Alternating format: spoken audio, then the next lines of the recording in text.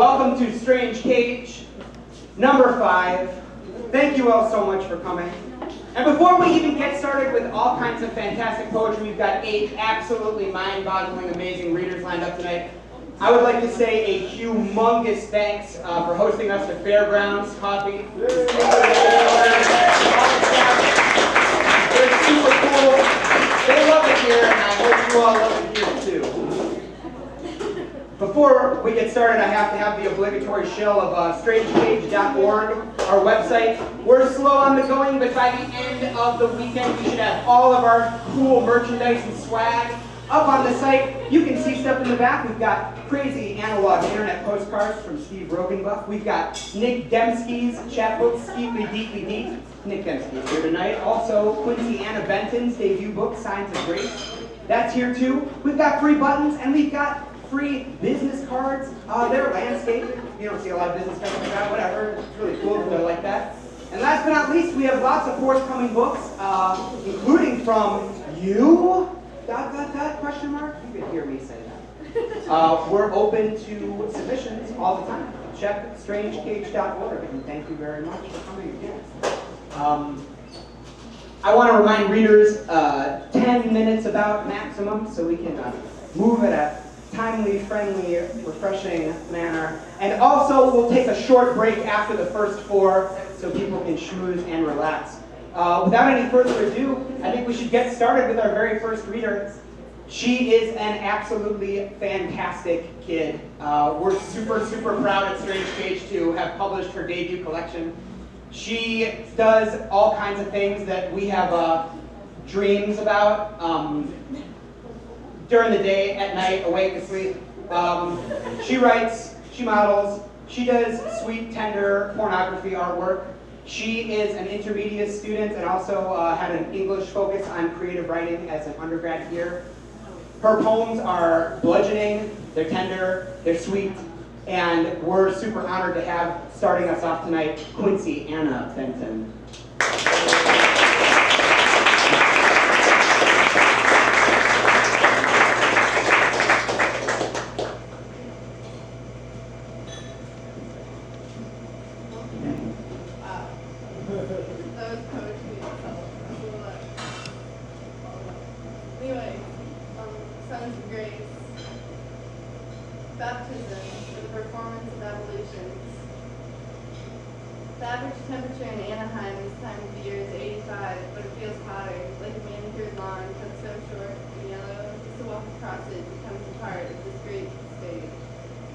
Thing we came for, hot asphalt, pouring blue, airbags aiming for penetration.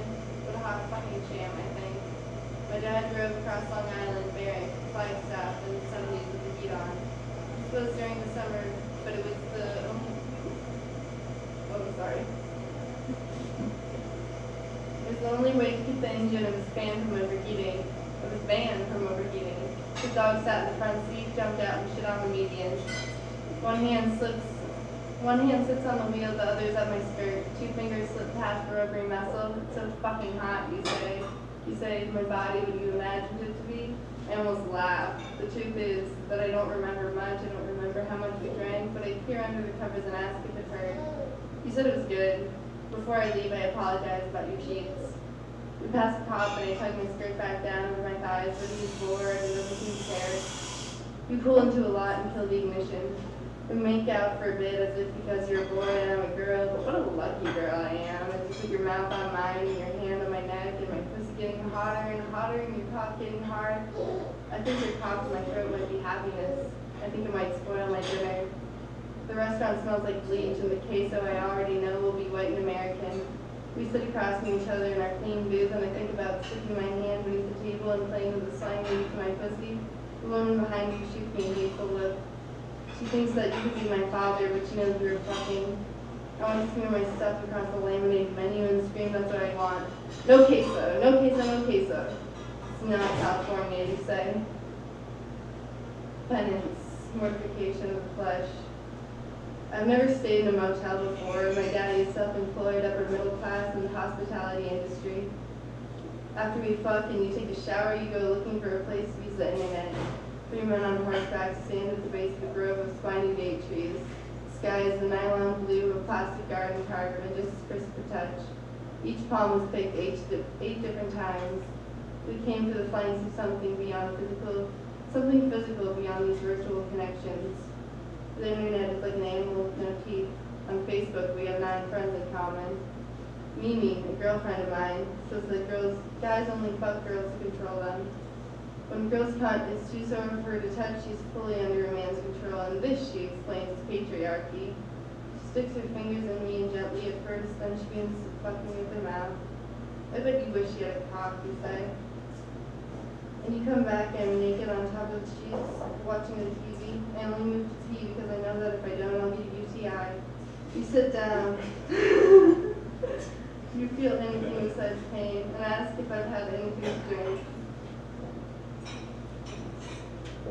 I haven't, but instead of answering you, I begin to tell you about my dream. In my dream, the manager of the motel is ready to take me out. He's attempting to talk to me and slapping me across the face, but I can't keep my eyes open. My head lolls from side to side, and I lose focus. Strange when the women move in or out of the room. This world is black and white. They carry cameras and take pictures, and I refuse to leave. Children are constantly leaving their sharp plastic toys in the bed. Spindly arms poke into my body. I crawl under the bed where a dog is living. The dog's fur is filthy with mighty dirt or shit. When I lift his head, its stomach splits. The floor chirps, maggots and flies squirm. And the softest tissues, new orifices open like mouths. We lay naked in the bed, but we do not touch. This is when I wake up. Blessed sacrament, until you come in glory. I'm dehydrated. In the dark, you put my hand on your cock, which is already halfway erect. I crawl on top of you. I do not like getting hand jobs and blow you. I think maybe you will fuck me, but instead you groan a little, come into my mouth and fall back asleep. I roll onto my back. You said I was very good. I know you will leave me. I know because when we fuck, it's without knowing anything of love or intimacy, just gentle, sad fucking and hard-hate fucking. I know because I've been fucking around. No one in the world knows what love really is. Just the world has just been in this motel. After fucking, there's nothing. You read this and tell me about that's fucked. But there's a fucking problem here. But there's a reason saints don't fuck their patients and fathers don't fuck their daughters. You thought I was stronger and more gutsy. You thought I was more mature for my age. You said it's over when in my head it took such structures remain as relic or rubble. The truth is a joke. I'm beginning to hate myself and to hate you. When I bring you home for the last time, my roommate pounds on the wall and screams, bring home someone else, anyone else. You know that I love you and that you can trust me. Please, you know that I love you. And the boy is saying, kiss me, just fucking kiss me, it's been so long. Anyway, that's it for now.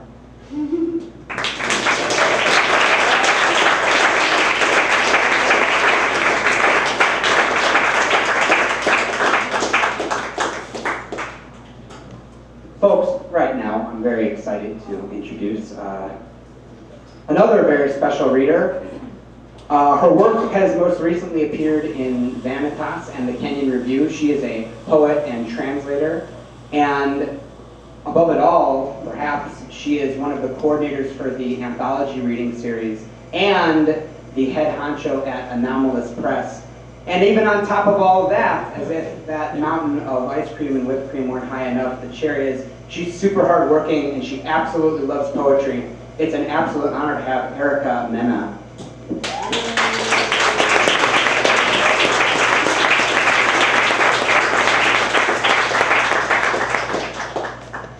I'm very short.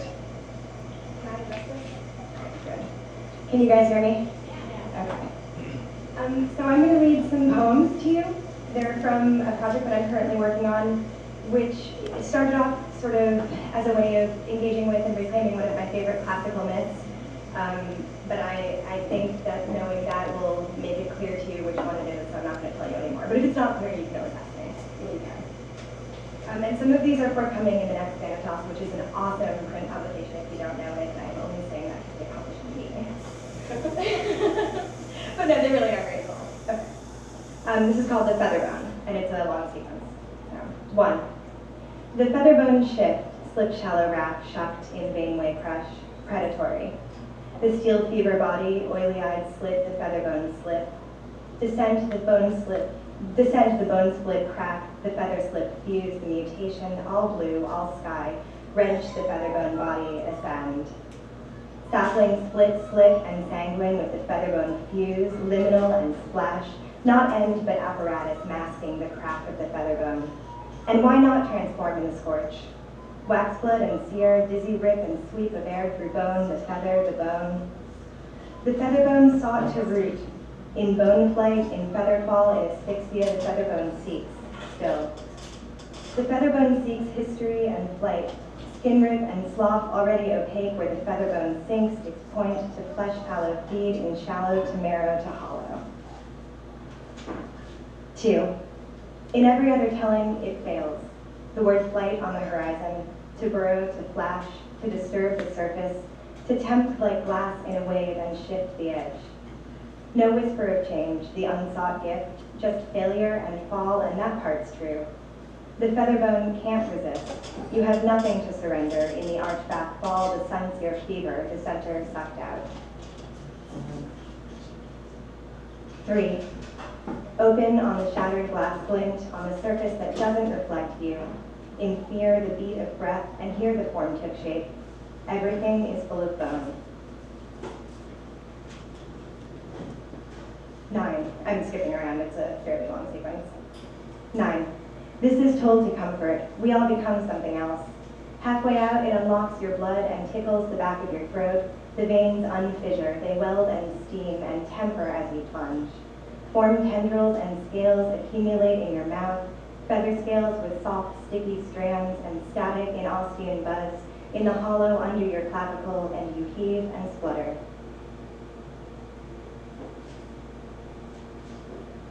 10. A crinkled flare when the featherbone pierce, the water flash whorl and maze. Split skin set into bone foam sink and shiver and shoal resequenced. The bone shallow suck, the tongue wet squirm to feed the featherbone. Altricle or sear swallow, tear in the after feather, glint and gleam, whirlbone twist and gleam that you may blaze, the link-word rattle, the soundless throat, alveoli burst of pulse stream, fear and rapture, churn, corrode, cord. You bank, you keel, you skim the surface, rust plume and wrench, allula tear from the wrist and splay. 12. Everyone knows about your hollow, but you hide your boil, your spongy dead structures, your strutted wishbone above. The same shallows were serrated. A nest, hole, a burrow, your husk weight tense and shiver. To feed along above the same shallow, both prey, or render the holes in bones. They hollow themselves, no mechanisms to win out.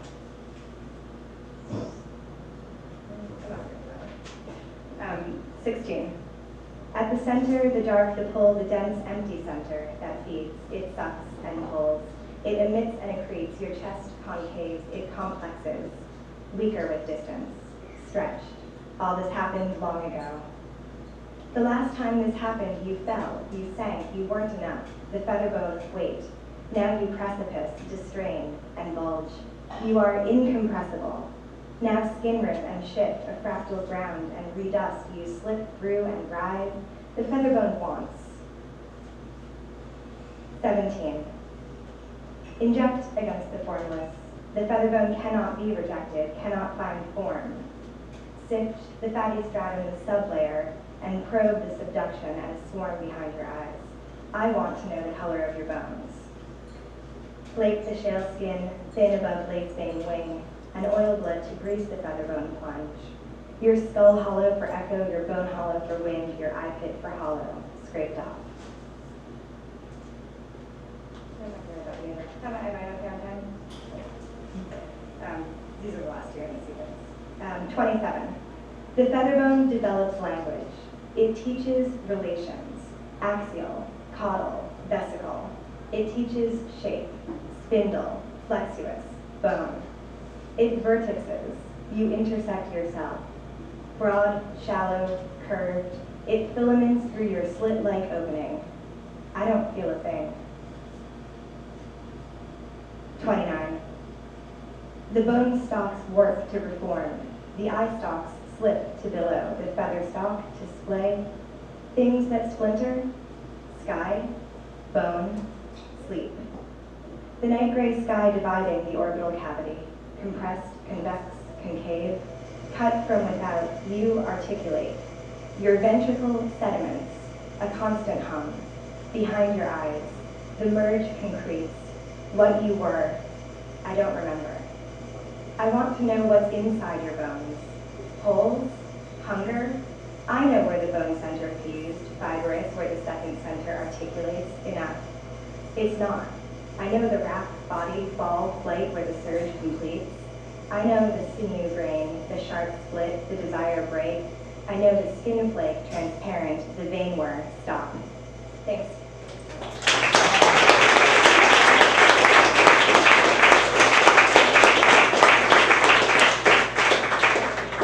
Thanks a lot, Erica. Everybody, Strange Cage is pleased to welcome back a man. A man whose manuscript Mule and forthcoming manuscript Blood from Nomi Press in 2013 are absolutely worth as much time and attention as you can soak into them. And he was a finalist for the 2011 Whiting Award, which is tremendously exciting. Folks, if you don't know, now you know. It's Shane McCrae.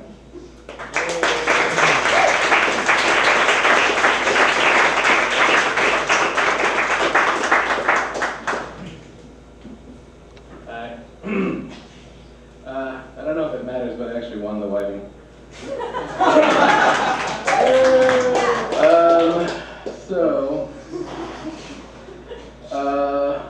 When I was in school and afterwards, often I was told that one thing one should never do, repeatedly. Bob Hoskins told me this, is write poems about your grandmother. So here are 4 poems about my grandmother. This is called The Door. The Lord, to know the doors of Israel, the angel of the Lord, to know the doors, when passing through to pass over the homes of Israel, and kill no firstborn son. Of Israel, the Lord told Israel to mark their doors with blood, to slaughter lambs and mark their doors, to signal to the angel passing through the land.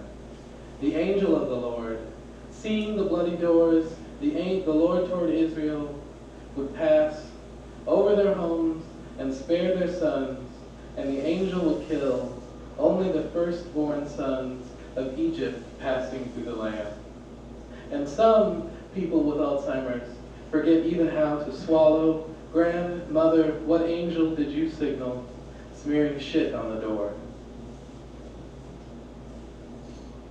Early onset.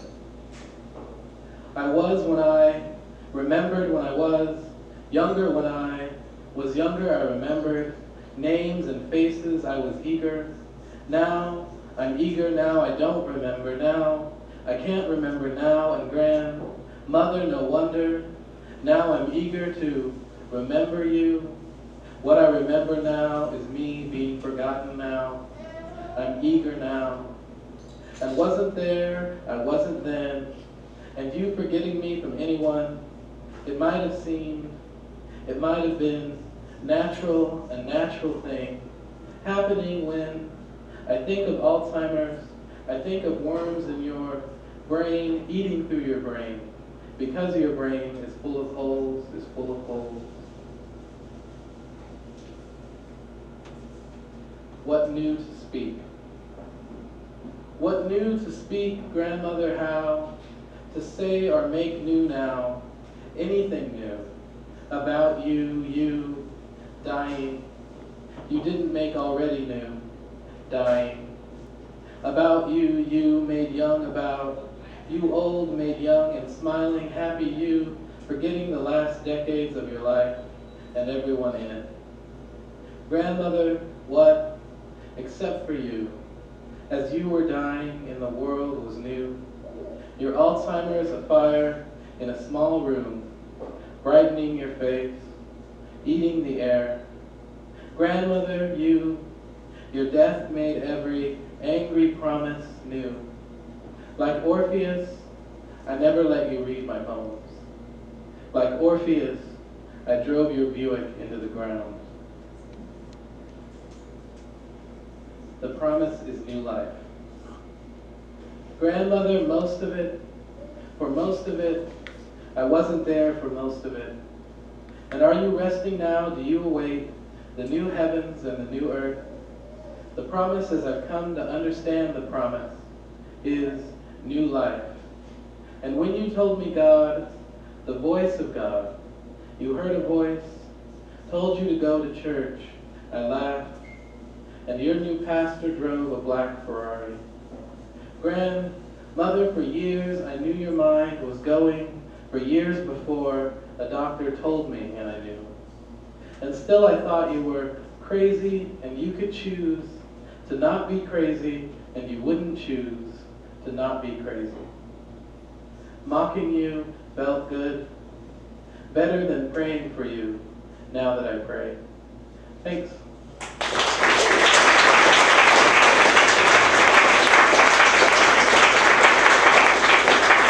Thanks, Shane.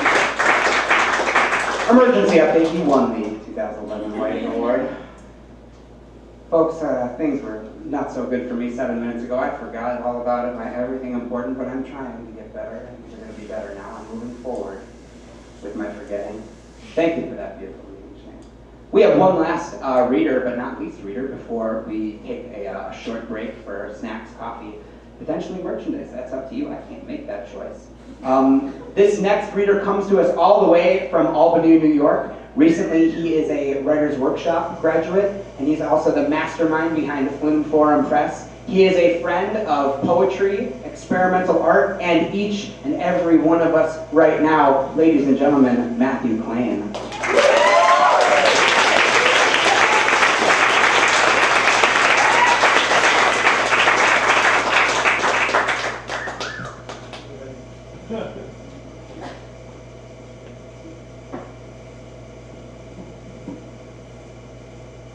Here's a few entertainments. 1. Praises. Receive, array. Your bill was created. Arrays, arrays, arrays, your veil, and amaze, arrays. Wasn't that easy? Was easy, wasn't that easy and quick as cake. Your bill was created. Well, wasn't that easy and free?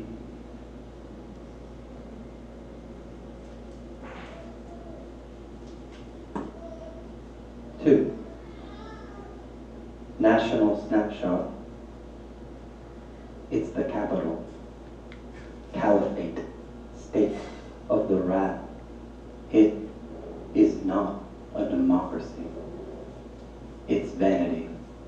President rocks and Pervez, servicing dervishes, ass dynasties of suckers, selling suckers. It's televisiers.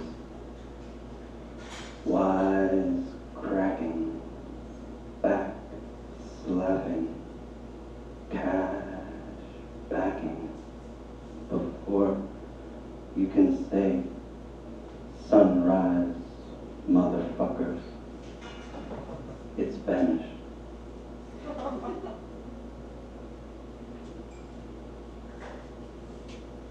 3, home and garden.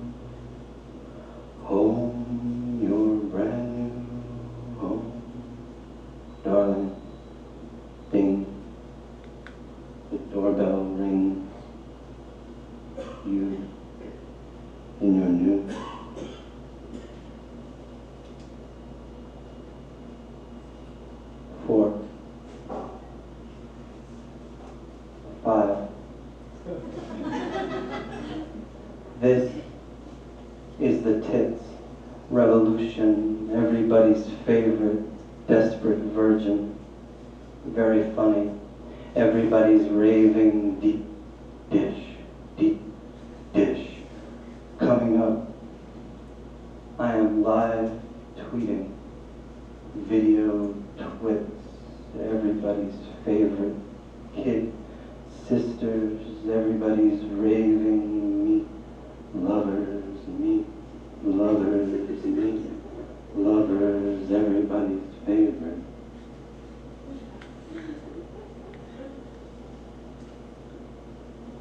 Six, a scare at the airport. Our top story, a Christmas terror. Very funny. The governor has just been briefed. There's fury overseas, there's fury at Sears. Get a purse, get a camera, get sporty pajamas. Here's the governor. Let's listen in.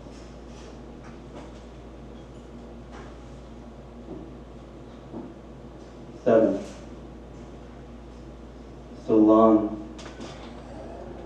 My confidence is blonde, I don't have to worry. My money is hot and buttery, I don't have to worry. My phone is light and lustrous, astonishing. I don't have to worry. What nourishing malls, what custard and brew, what wonderful ballooning. 8, 9, 10. Frugal genius. All of these things are great things. There has never been anything like this. Mountainous font of meaning unbottled. Bigger than the biggest. Countdown fish. Water falling wallet. All wallets wean to one. Wow. No one ever wished for a smaller gift.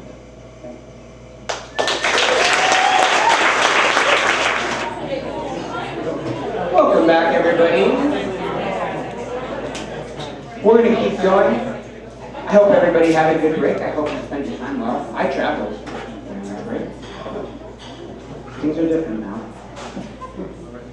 We have a wonderful and talented reader. A wonderful and talented reader next. She comes to us from right here in Iowa City, where she is a graduate of the Writers' Workshop. And if I do say so myself, during the Lit Fair at her reading, she absolutely killed it.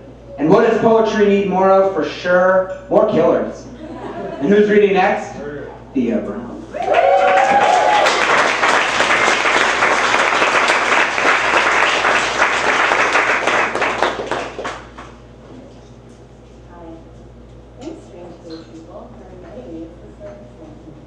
I tried to bring different things to read from the other week, but I don't have a printer that works, so it's limited.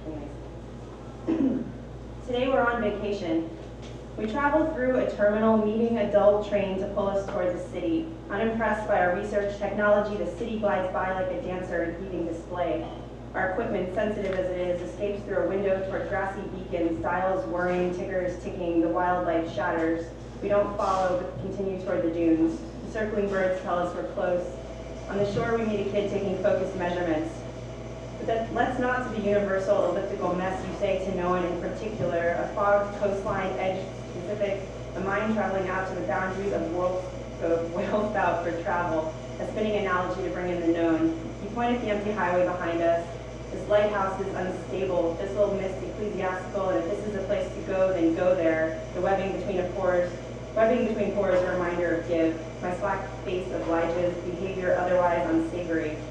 Goodbye, science. Your Arctic research will have no place in this future. Parrot authority, here is your Arctic diet. A seal is just a bear that has adapted itself to sea life. I will concern myself with the self only until the trees running the boulevard spark themselves to witness in the fall. An ungenerous eye to crystalline power lines, telephone cables never tell a story but for charred fawns caught from failing raptors. Our ever-present frontier future glimmers and quiets as history blues its edges in shadow. The sun sets. In 6 months, a stirring in the city looms skeletal and lush, an invitation unstated. Everyone is awake but silent. A street lamp flickers in the inner sunset as we look for something to kill and eat. We work our fingers into sidewalk chamomile and bring them to our mouths. A folly? In retreat, we take in the city from Bernal's summit. Is this voyeurism old-fashioned? Have its resources depleted? We've abandoned our mission, geography. We smell grandiose nonetheless. The outdoor plants here bloom without nurture. So many times a poppy breaks open. The fog pulls in and the peninsula, a still sloping into. All bridges, all edges, we pass into wake. Yeah, I read that one a while, sorry. Western satellite pillars of creation. A daisy field of ne'er-do-wells, tonight a signal burns by the tracks, edges buttressed, made potent by fire's news. Cowboy keeper spreading corrosive, a spell social, otherwise scant up to the lens, a glint for galaxy. A column blooms, cloudy plume, and polarized jet stream for what? For science. For interpreting the panorama as differentiation from domestic screens, as exceptionalism, as we got there, as we saw it, wrote it, as genre, or write it bigger, how we constructed, filmed the narrative, spectacle dazzled at polarized horizon, brims for ponies or a missing mission grown out of. Stars are forming. Billows or jets, and the sunset bleeds like a dead horse in the foreground. The wound we're riding or watching the boundaries split open to. The tip of the hat, missive, spent hydrogen, ultraviolet eats away at in distance. All of this visually contained, stagnated to a tricky screen, still 4 light years tall or a couple thousand miles horizontal in camp representation, but always so easily superimpose the images. In art, the conflation does not offend, though edges suffer. The bleed becomes a lack, and understanding means frozen, or suggestion of a man, of force, dead opponent, a feather, that with which to write a better history told by budget, a film across dead eyes, black fly on iris. You see, we see, they did. Gravestones as backdrop in a field grass, markers of the dead who still screen as alive. The next one is for Amy in the back. Also Matt Claim. Amy has a choice. Amy can hear. This is like a game. Amy can hear. There's a Pee Wee Herman poem. Yeah. Or there is an Exiles poem. Pee Wee? You have a vote? Pee Wee? Okay. I'm a loner, Dottie, the rebel. The panther grouper is a stunning fish when young. Have you seen one? I heard this. A flight of doves, sparkle spray paint muted through municipal light. A ladder and a light post. This is my diorama. Green mountain, white peak. An orange fault, unbarbed heart blood, the purple kind, the kind that runs acoustic, the kind that pays my cell bills for downloading. So we make do in a river.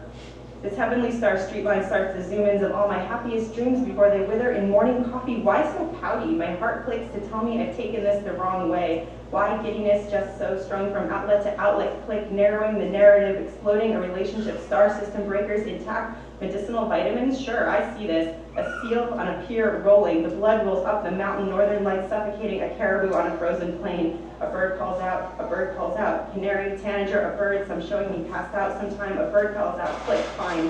What I meant to say was roiling, rattle or song, fine. What I meant to say was my egg tooth has finally crumbled, tiny birdie. Could you help us out of here?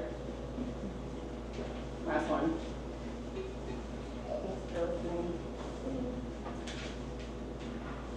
NB, be tough, self-deprecate. NB also means nota bene, not Nate Brown. Sorry, I know. NB, be tough, self-deprecate. Last time I went to the winter formal, I embraced the first person I saw, then ate until sick, and went on to perform my life-saving miracle. But later, people kept entering my operating room, gifting me livers, spleens, umbilical cords, small crushed birds, and tea cakes, though none of this is completely relevant, and what is relevance but explosive composition to quiet in operation. Later in the morning stairwell, I like to sing about myself, and it's boring and delightful, no, not delightful, but actually full of dead things killed by boredom. So yesterday we got dressed and took in auditions for our Opera of the People, wherein the composition of Miracle occurred, wherein everyone trotted out their best arias and teeth, connected through the mouth, their best adult impressions, witness constellation. To get acquainted with this miracle, consider the insistence of an errant marigold, a landscape or a bear with an ashtray, delicate taxidermy, another marigold, solvent living in the foreground, and the prom to end all proms. It starts here, a paring down. This is our opera.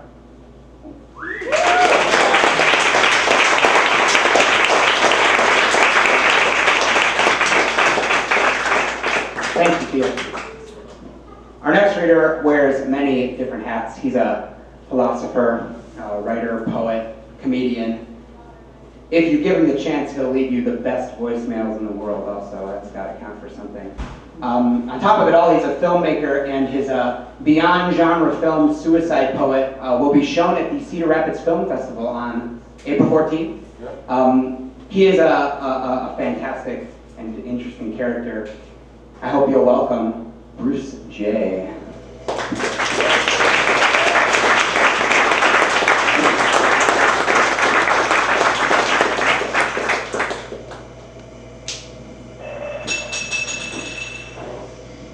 Keep clapping.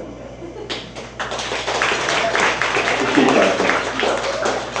Reminds me of childhood. Parents loving you, dancing, singing. This is a poem I've worked on for a long time here. A long-awaited report on conditions at Chinese factories that make Apple products confirm the worst. Long hours, low wages, and poor working conditions for employees. Apple, in response, says it will ensure that overseas employees have better working conditions. Now, I worked on this many hours, this poem, and I'm glad that I could share my feelings and thoughts with all of you, because it's very important to share your emotions at times. Don't you agree? Yes. To share things that are happening in your life, even if things are going bad, maybe. I mean, that's what poetry is all about, right? Connecting with something out there. Right? I mean, who are we really, right? I guess that's the question you always ask yourself, who are we, right? I mean, who are we? Who are we? This is what we evolved to, and we evolved to this. These words, what are these fucking pretentious words? What kind of shit is this? Sorry. What kind of crap is this? We're just primitive animals in a cave. You think? Throwing our muck! We're throwing our muck! We're picking up our muck! We're throwing our muck at each other! All these words manipulating! Words! Muck! Pretentious! Lies and bullshit! Does it really matter? Do you really feel anything with words? Huh? You do? I mean, are they just manipulation? What do you think?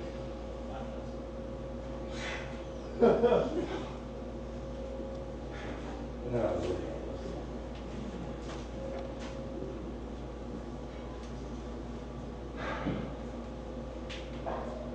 Sometimes I want to shoot myself in the head.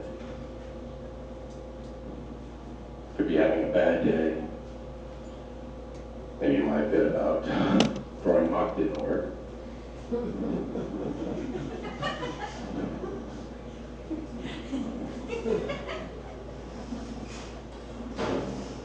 I could feel like that woman on the wall right there.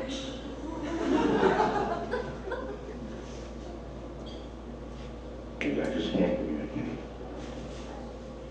But then, something good might happen. It'd be like a 5-year-old birthday party. Maybe my movie will be at the Cedar Rapids Film Festival. Delusions of grandeur, delusions of validation. I'm just so happy because I want to shoot myself in the head.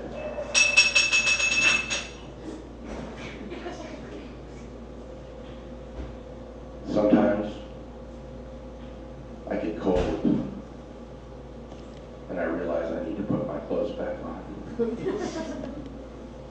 and get away from the neighbor's window. It's funny how a mood swing can suddenly look like a bright red bloody spot on the wall. Thank you. Thank you for letting me be pretentious.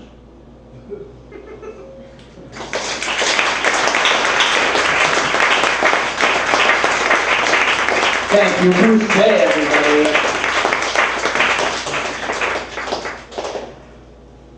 I'm pleased to introduce an extremely wonderful, talented et al. Poet. Her book, Whale in the Woods, is forthcoming from Rescue Press 2013. It won the Black Box Prize. I'm also pleased to say that I worked with her at Kirkwood Community College Represent, and she is a fantastic instructor as well as a fantastic human being. Blueberry, Morning Snow.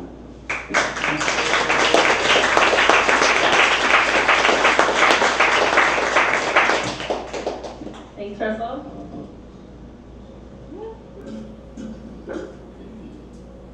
I'm gonna read some poems. Is everybody doing okay? Okay. I'm doing all right. These are going to be poems that they're from the perspective of a lake. A lake has written them. This one is called Of Clearness and Birth. Sometimes I am merely a great flat blade of clearness and birth, said the lake. It is birth time and I am transparent. I feel great squirts of babies being born, shooting out of soft eggs, accompanied by a swish of bubbles. Trees are happiness. I've stuck my breath in the dirt, and that same dirt, in a more complex and beautiful form, is leaping out and straight up in a solid reach to the sky. Can I kill as well as die many times? Yes. Can I live as well as get born forever? Yes. I am the bone that never stops softening. Yes. There are swellings and balloonings inside me, and I am chunked up with ice. I'm the lake and a poem. My consciousness goes gray, and I turn to sleep in my center, for I am not sorry as you are that everything constantly changes. Look how I am. I have drowned you with my swillings. Look how I carry you into silence. Do you feel that words are true? I am ragged, I am ragged, I am ragged. Breath is the only thing that's fair. The ice chunks bloop over, reveal their drippy bottoms, steam off a little, and push fresh cold into me. So much is getting born. It makes a good, sloppy sound. I feel my words are so pretentious and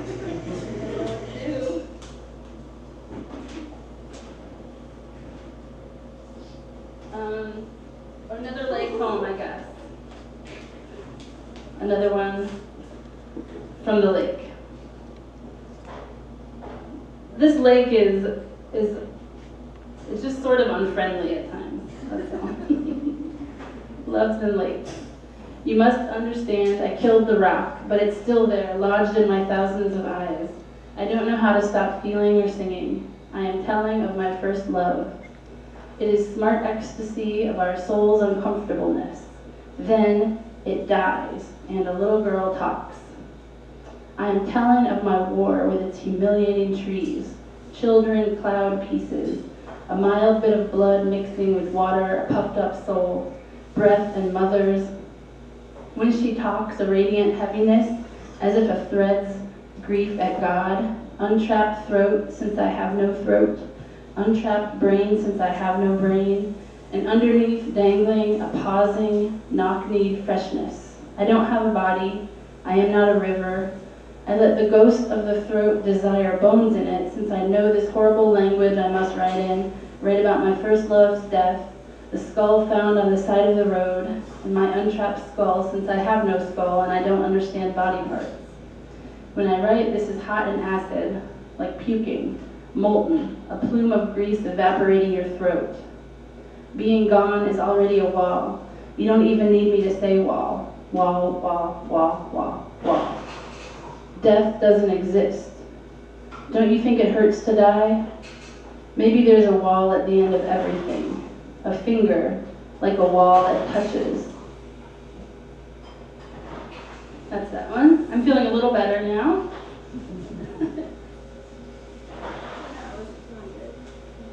I'm going to read this one. Do you guys know what the Oort cloud is? I love the Oort cloud. And I love it like I love thinking about walls. I mean, because when I was a kid, you know how you get obsessed with things, and I was real obsessed with, I would lie in bed and not be able to sleep because I would just think about there was a wall at the end of the universe, or I would think there isn't one, like, you know what I mean? I just was like, what happens? There's a wall, and then what's beyond that? And I couldn't, so anyway, I guess that last poem was about that wall a little bit too. And then I found out there's such a thing as the Oort cloud, and the Oort cloud is the area, like beyond the great beyond, where there's a bunch of comets. It's like what we know about the end of the universe.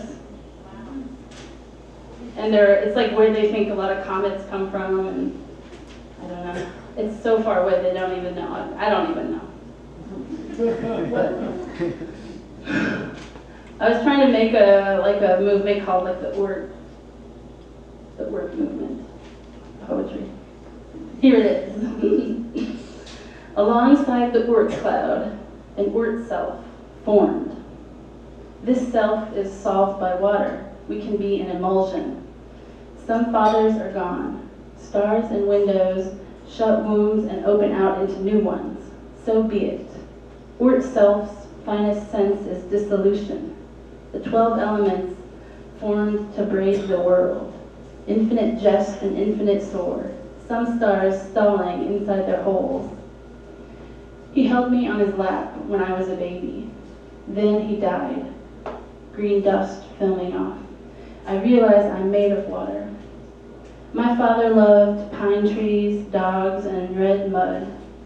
As a human being, I can't retreat from anywhere. On earth sometimes, a feeling of belonging. Okay.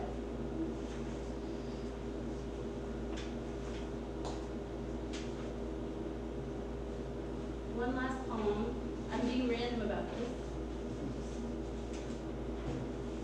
But this is one that I really wanted to read.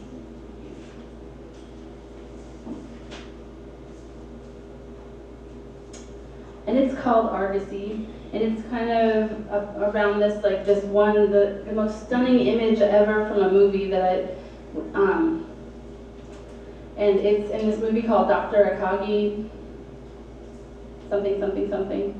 Anyway, he was a hepatitis doctor in Japan after World War II, and there's this image in it of a whale surfacing in the water, and then the nuclear bomb explodes in the distance. Argosy. Remember when I killed my own brother, turning suddenly and stabbing him? Zenith, light from it speeding faster than the heartbeats of rabbits. Then, chopping up his various parts and scattering them in the path of our father's warriors. How is it, we wonder, that people are bound to each other? Remember when I was darkening and widening, like a river tearing its throat out in the sea? Remember also the fisherman's daughter and the doctor. It was World War II. He was battling the hepatitis epidemic in Japan. She was chasing a whale to win his love, but the whale got away, and with her harpoon stuck in it. Then they saw the whale surface in the distance. Then the bomb was dropped, a ways off. Remember, it's from the point of view of Afghani children who are trying to understand 9/11. For example, God isn't an airplane, he wouldn't kill children. No, God does what he wants to do. Remember, nuclear war is beautiful, how they watch the clouds, brown, yellow, orange, blue, and just a few seconds earlier, the whale. Again, remember the ring-tailed sentences with their spectacular objects, with their names that start in circles loose as lakes, like a trilobite sinking into its death rock. Remember, desire is pressure and relentless. Little rag voice, so what when rivers keep blowing their brains out in the sea? So what the fear of death? Remember when Jason's fingers sent doves flying between boulders?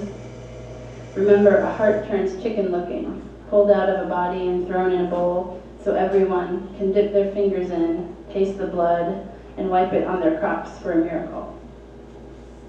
Thank you, everybody. Thank you.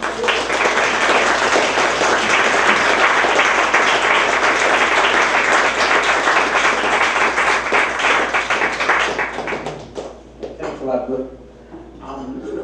Before we get to our last reader, I have to make a quick announcement before I forget, which is Strange Cage is we are a nexus of 3 editors, all with equal power and responsibility. That is myself, Leslie Wheeler in the back, and her beloved husband/manservant, Carl McComas Reichel. Carl can't be here tonight because he is on tour. He's currently playing jazz music tonight in St. Louis. But this is the segue to the next Strange Cage event, which will actually be on Monday at Public Space 1. The poet Idris Goodman will be performing alongside a jazz trio. Carl will be playing with this is the guy's actual name, Peter Schlam Trio. You know that is a name you have to see. You have to see it. It's at Public Space 1. I think it's 7 o'clock or 8, but best to check the Public Space 1 website. And on top of that, we've determined the next date for our next Strange Cage reading. It's going to be on May the 2nd. If you're interested, you know the website, strangecage.org. We have a mailing list. We'll have updates about events. We're happy to have as many readers sign up, and we'll hopefully keep the dream alive. And that leads to our final reader of the night. He comes to us from Racine, Wisconsin, where he works proudly at the Racine Public Library and curates the Bonk reading series. He won the 2010 Fence Modern Poets series, which was chosen by Joy O. McSweeney.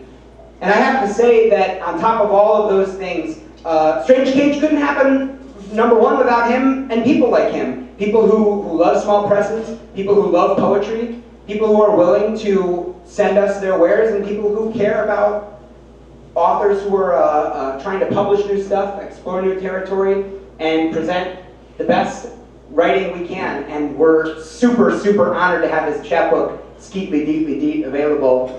And we're even more honored to have him here tonight. Last but not least, everybody, your friend, Nick Dembski.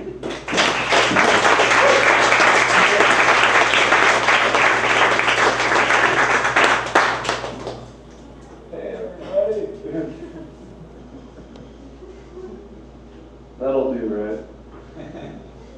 First chapbook! Yay!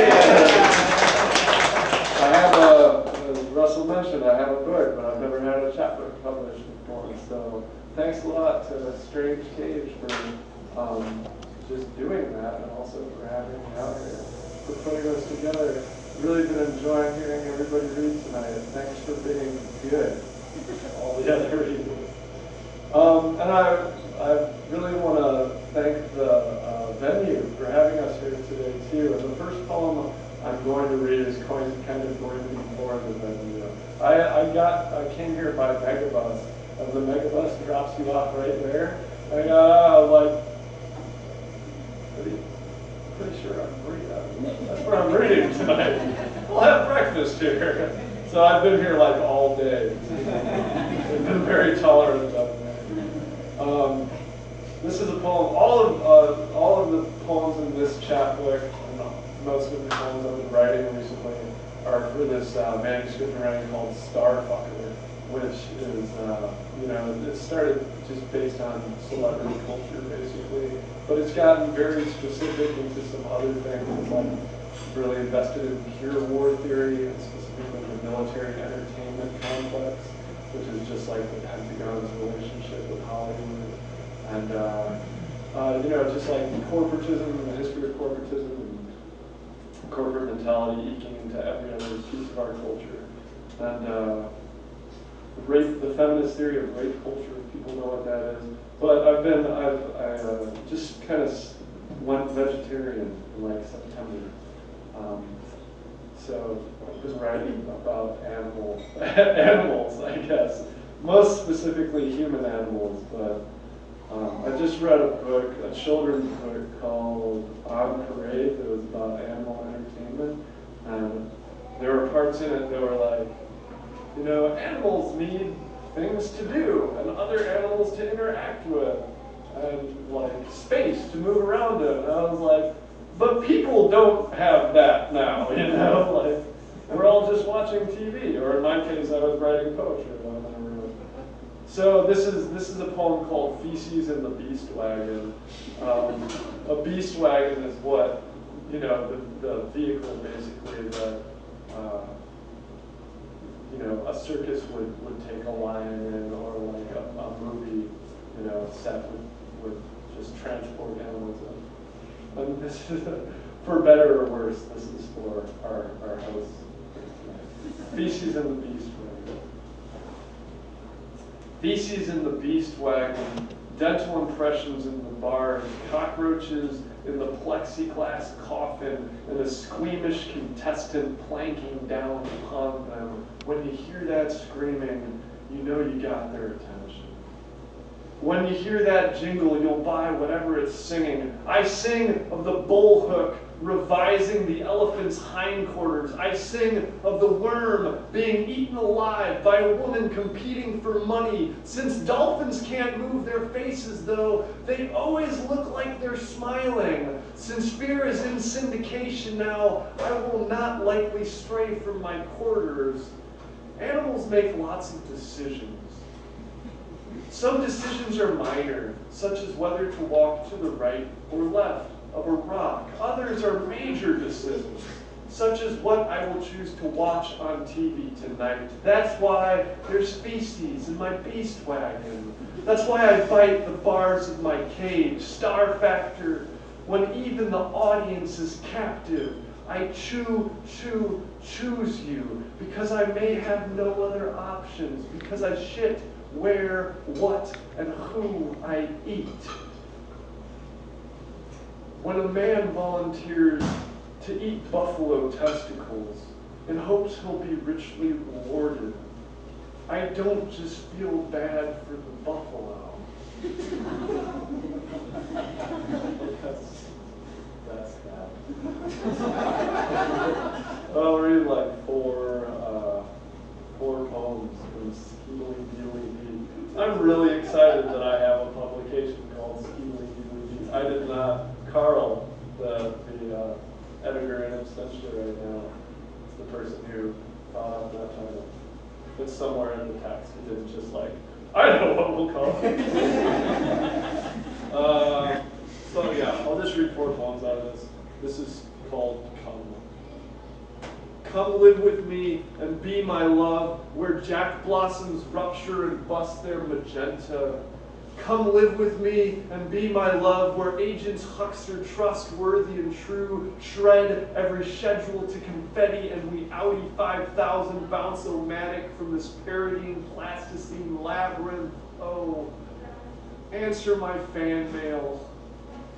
Ignoreth my friend requests not, sweet seraphim, come live with me and be my love, and renounce your self-proclaimed orders of restriction, starfucker. Your correspondence inevitably degenerates. They call your death threats bluff, and so the pedestal is dismantled gradually down to earth like scaffolding. Most of the shrine you incinerate. One promo glossy you mount upon a dartboard. Grieve not these trifles, for gravity lasts but a night. Tomorrow, a brand new sun will defy it. A better, younger, billion-dollar sun. Come live with me and be my love and lick the bloody dew from my honeysuckle brow.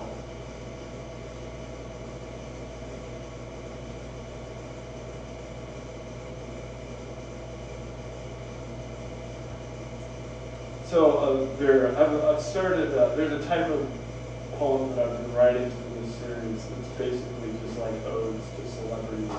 And I've started to call them corporate portraits, experimental corporate portraits. If people don't know what a corporate portrait is, it's just like I have a friend, a designer in Racine, which is where Johnson & Johnson is located. So she has painted all these corporate portraits of like the Johnson execs, like Pike, Slater, things like that. So this is a corporate portrait of Hank Williams Sr. And I wrote it for the poet Abe Smith, if anyone knows him. He's really excellent.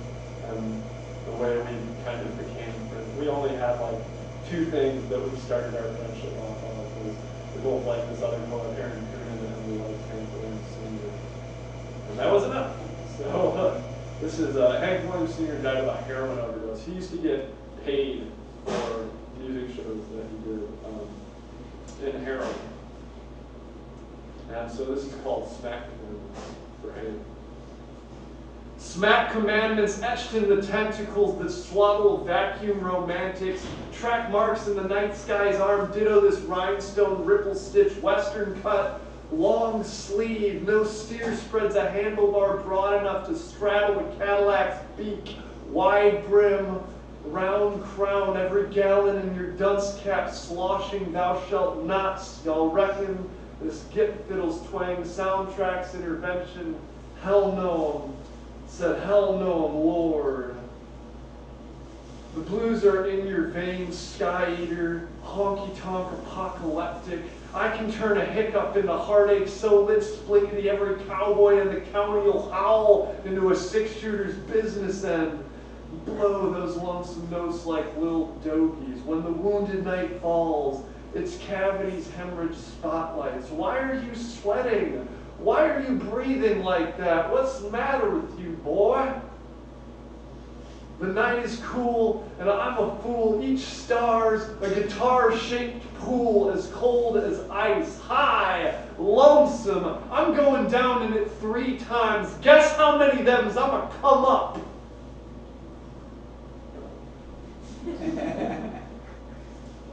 One of his songs says, I went down in the river, one as cold as ice. I'm going down in it 3 times. Does anyone know the rest of it? But Lord, I'm only coming up twice. Oh, you bad, nasty motherfucker. Yeah. I like Hank. Way to bring my harmonies on that one. Okay, 2 more poems. This is a poem from my friend in Milwaukee, Mike Hauser. It's just basically about like being part of a lineage that is accustomed to just taking whatever they want, and being like a white man who fancies himself part of the avant-garde. I think I fit especially well into that lineage, since experimental art is, like we have neat words for stealing now. So this is called Poems Starting with a Line from Elvis Presley, for Mike Hauser. Back when Mark Wahlberg was Marky Mark, we appropriated the oral histories of misfortune and called it Flark. Back when Pluto was a planet, we gentrified the pages with our white space, the open field privilege of elaborate nothings yawning like a reader. There's something sexy about discomfort. And a meritocracy corset so Civil War video ho, I achieved financial success. I skipped every other page in the bilingual edition. Yeah, I got what it takes to make a good man. A good man, deny his name, you know how we do. Carpe pudenda, boss man, of whom I am chief. The starfucker double parks the Panzer. There ain't nobody gonna say shit. My heart is black. My eye is pink. My history, herstory, herstory. We waltz ashore like we own the place because we've got a document saying we do.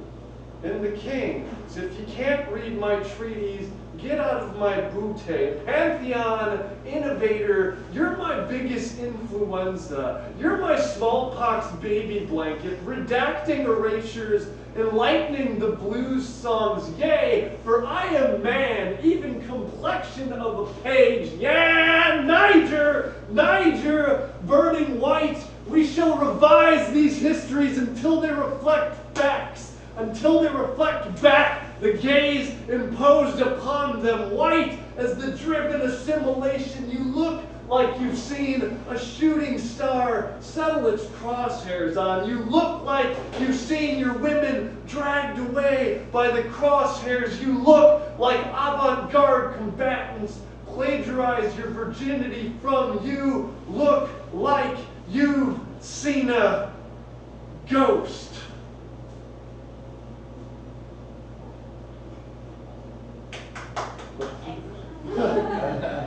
Thanks, Justine.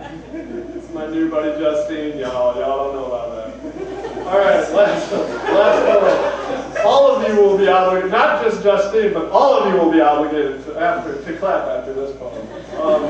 This is another experimental corporate portrait. This is a poem about Michael Jackson. And it got published online the day before he died in a journal called Weird Beard. So all my friends were like, "You killed Michael Jackson." Somebody was like, "Did you write a Farrah Fawcett poem by any chance?" Very funny. So this is it. Thanks so much for coming out and hanging out with me tonight, guys. I hope all of you talk to me afterwards. This is called Wacko. Excised of the Welkin, democracy's monarch, excised of the sky's billboard, diamond rent of the Ethiop globe, dethroned, anthropomorphized, excised of the petting zoo, what soft texture will substitute its loss? Clenching the naga hide, the torch core exposed ever brighter, slather soaked thus, oh curl activator, how close is too close? The children, the special effects, foreclosed amusement parks, slumber party lawsuits. Yes, some hamsters only feel safe in the maze. The stars are nothing without a black sky. You know it feels real good. Sham on. No louder applause. Show your ears ever hear than when you drift backwards openly. Bring me the legs of the white Fred Astaire. Bring me a single sequin glove upon the head of a javelin, cryptic incantation seance, mama say, mama sa, mama say, mama sa, star fucker, tiger, brightest when darkest. The sin lies not in destroying but creating. The more love the child, the worthier the sacrifice. God picks up a baby, foot first, above the chasm, infinite cheering drowns out its cries. A man who is on fire is the sun burning to nothing. SUV flood wreck, vanity mirror, dynamo refraction, suchness blinds we every instance. My chemical hair, my fugitive nostrils, star freak of nature. You can fly, but you can never land. You can run, but you can naga hide. You can make the world better. You can go on forever. You can make the world a better place. Take a look at yourself and make a change. A change. A change. I spit all over this chapter, so I'm going to find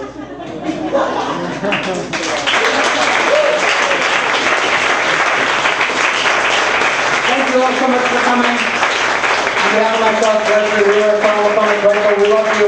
Have a good night. Have a great weekend. Thanks a lot for coming.